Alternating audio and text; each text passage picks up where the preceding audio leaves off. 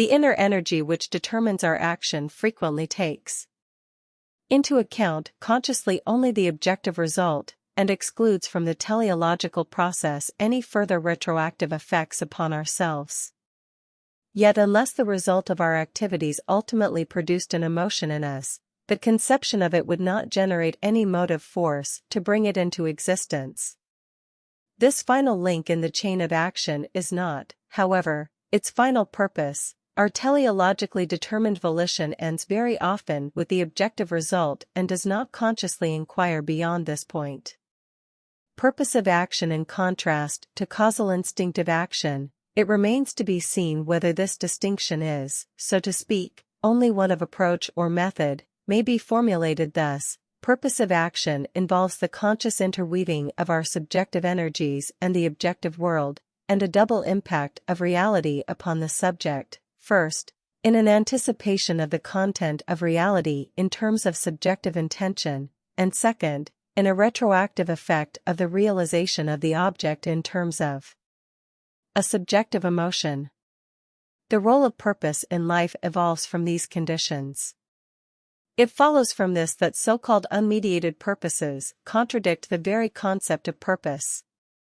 If purpose means a modification within objective being, this modification can be achieved only by an action that transmits the inner acceptance of the purpose to the realization of the modification. Our actions are the bridge that makes it possible for the content of the purpose to pass from its psychological form to a real form.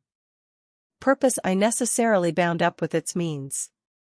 It differs in this respect from a mere mechanism and its psychological correlate, instinct, in which the energies of each moment dissolve in the immediate result without pointing to a further stage. The next stage arises only from the immediately preceding one. Purpose has three elements, whereas mechanism has only two. On the other hand, purpose also differs, by virtue of its dependence upon means, from what one might call divine action.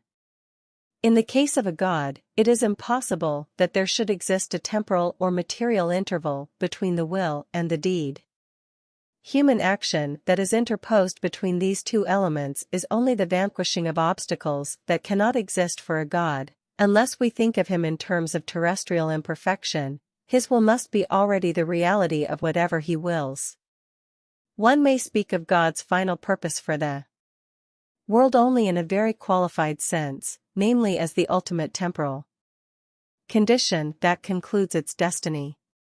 If this divine decree were related to the preceding stages as a human purpose is related to its means, namely as the only thing that is valuable and desired, then it would be incomprehensible why God did not bring it about directly, without those useless and retarding intermediate stages, for he does not need the technical means that we, confronted with an autonomous world and possessing only limited strength which must accept compromises, delay and laborious achievement, require. In other words, God can have no purpose because he employs no means. The varying length of teleological series. This contrast makes clear the specific significance of what was emphasized above, that purposive action is an interaction between the committed self and external nature. The mechanism that exists between the will and its satisfaction constitutes, on the one hand, a bond and, on the other, a separation between them. This mechanism signifies the impossibility for the will to gain satisfaction by itself. It represents the obstacle that the will has to overcome. Purposefulness is essentially a relational concept since it always presupposes something alien to the purpose that has to be transformed. If such a transformation were not necessary, if the will contained its realization within itself, there would be no formation of purposes. Our own action in pursuit of our purposes is the first case in which we become aware of the dual character of the means. In such action we experience both the resistance of external reality and the directing energy which overcomes it, and the two experiences enter into consciousness, each developing its particular character. If our action is unable to produce the object of our purpose immediately, but must first bring about another external event which eventually produces the desired result, then the intermediate happenings have the same quality as our own action. Both are mechanisms, but both are also mechanisms that connect mind with mind. Both have a continuity in producing the arc of events which begins and ends in the mind. The average number of links in this arc within a given form of life indicates the degree of knowledge and control of nature, as well as the breadth and refinement of the way of life. It is here that social complexities begin, which culminate in the creation of money. The following interconnections are evident. If a purpose D is to be attained and a chain of mechanical processes A, B, C has to be produced so that B is caused by A, C by B, and D only by C, then this series, the content and direction of which is determined by D, depends upon the knowledge of the causal relationship between the members. If I did not know that C can produce D, B can produce C, and so on, I should be helpless in my desire for D.